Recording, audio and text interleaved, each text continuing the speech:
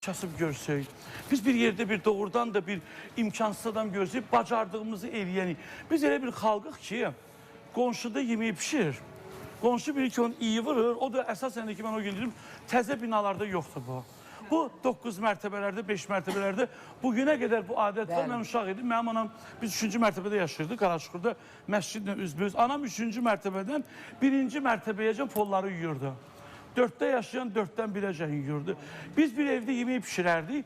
Ondan bir kap yukarı komşumuz vardı, onu aparardık. Ya da o mesela bir şey diyerdi bizde, ama diyerdi ki git giden komşudan bir yarım tane çöreği al, bir ezden verelim. Ya da yemeği pişirelim, yadımdan çıkıp kartof evde kurtarıp.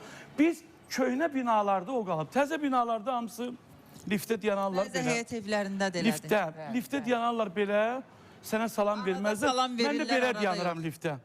Ona göre de biz bu xalqıq ki, bizim gece saat 1'de 2'de en ucqar kəndimizdə qapı döyülsə, sən ki, valla mən bura gəlmişəm, qalmağa yerim yoxdur. O səni yedizdirər, içizdirər, geyindirər, yatsıdırər, səhər deyildir. Biz Azərbaycanlıyıq. Amma Avropada Almanya gece gelip 1'de 2'de kimisi qapısını döydü, polise zəng vurur ki, bu dəli olub.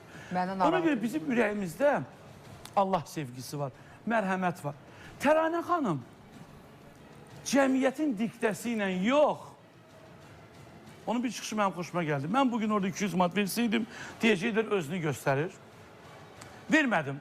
Çünki ürəyim istəyir, verim. Yəni mən niyə görə Zaur Kamal dostumuzdur ya, niyə görə kiminsə gözündə mən mərhəmətli görünüm də. Əslində Musa mənim orada 200 manat, 2000 deseydi deyərdim biraz tərəddüddür. Mamanı qınağa